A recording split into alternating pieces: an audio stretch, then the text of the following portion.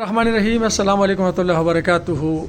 آج مفتی صاحب کے پاس آئے، مفتی صاحب کے سامنے جڑی بوٹیاں پڑی ہوئی ہیں، ان سے پوچھیں کہ ایک ایک کر کے ان کے فوائد بتائے اور ان کے نام بتائیں۔ مفتی صاحب ادھر سے شروع کریں کہ یہ کیا چیز ہے، پہلے دکھائیں۔ اچھا، یہ اس کو علاقائی زبان میں سخا وجہ پختو کو سخا وجہ ہوئی سخا وجہ سخا وجہ، اور باقی اردو میں اس کو ورچ اور بچ کے نام سے پکارتے ہیں۔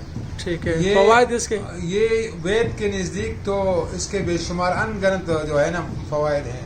وید تو اس کو ہر نسخے میں استعمال کرتے ہیں، یہ ہاضم بھی ہے، اور یہ تو بلغمی مزاج کے لیے ایسا ہے کہ بلغم کا تو ستیاناش کرتا ہے، چاہے وہ بلغم پکا ہو کچا ہو، اس کو تو بالکل باہر نکالتا ہے۔ لیکن اس کی ترتیب یہ صرف اکیلا یہ، اور اس کا معجون بنایا جاتا ہے شہد کے ساتھ، اس کو کھایا جائے تو بالکل بلغم کو ختم کرتا ہے۔ اس کے علاوہ جب بلغم کو ختم کرتا ہے تو جو بلغمی دمہ ہوگا اس کا بھی ستیاناش کر دیتا ہے۔ جو بچہ بولتا نہ ہو اس کے لیے بھی، جو تلتلاتا ہو اس کے لیے بھی، جو بچہ چلتا نہ ہو اس کے لیے بھی، گویا یہ اللہ کے نعمتوں میں سے وہ بڑی نعمت ہے جو ہر دوائی میں استعمال کیا جا سکتا ہے۔ ٹھیک ہے، اس کے بعد یہ کیا ہے؟ اس کو تو میں نے بہت تلاش کیا، مجھے اس کا نام طبی اعتبار سے نہیں ملا، علاقائی اعتبار سے ہم اس کو مامیخ کہتے ہیں۔ مامیخ؟ ہاں، مامیخ۔ یہ میں نے خود نکالا ہے، اور خود نکالنے کے بعد اس کو صحیح طریقے سے دھویا ہے۔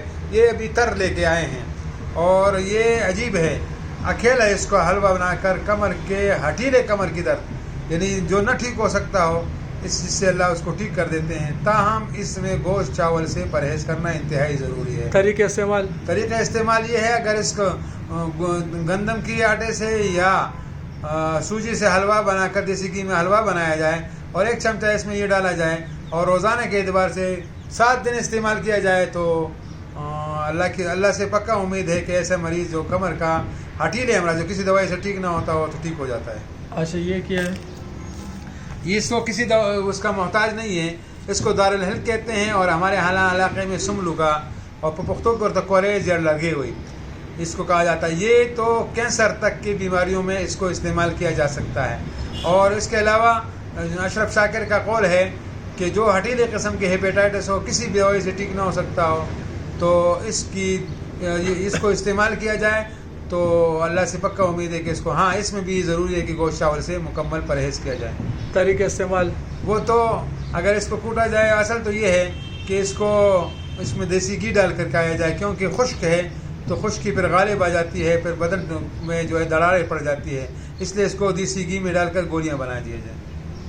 وہ کیا ہے؟ اس کو یہ تو کسی تعارف کا محتاج نہیں ہے، اس کو میں نے خود نکالا ہے۔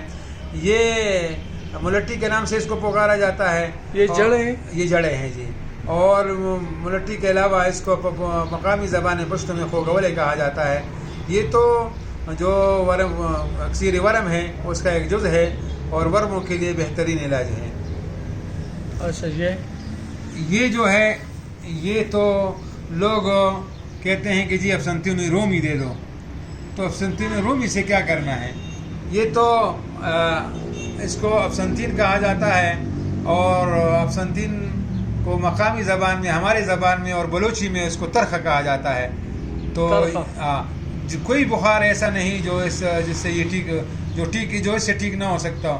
باقی یہ اگر آپ کسی نسخوں میں دیکھیں تو ہر نسخے میں افسنتین کا استعمال ہوتا ہے۔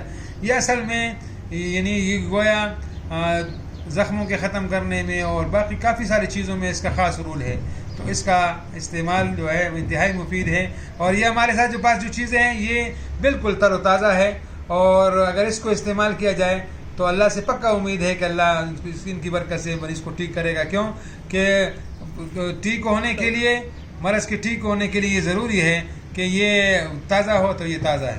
ٹھیک ہے، یہ کیا ہے؟ یہ تو مامیخ میں نے کہہ دیا۔ اچھا، مامیخ کا۔ مجھے تو طبی نام اس کا میں نے جب کافی تلاش کیا، میں طبی نام نہ مل سکا، لیکن علاقائی اعتبار سے اور ہمارے علاقے میں جو بڈگرام ہے اور تورغر ہے، اور اس کے علاوہ باقی پٹھانوں کے علاقے میں اس کو کمر درد کے لیے استعمال کیا جاتا ہے۔ تاہم ان کے استعمال کا طریقہ ان کو صحیح نہیں آتا، وہ صرف اس سے حلوہ بناتے ہیں۔ نہیں، حلوہ تو اس سے بنایا جائے آٹے سے اور یا سوجی سے، اور 1 چمچہ اس میں ڈال کر کھایا جائے، اور پھر پانی اور ہوا سے، ٹھنڈا پانی اور ہوا سے تھوڑا پرہیز کیا جائے، تو اللہ سے پکا امید ہے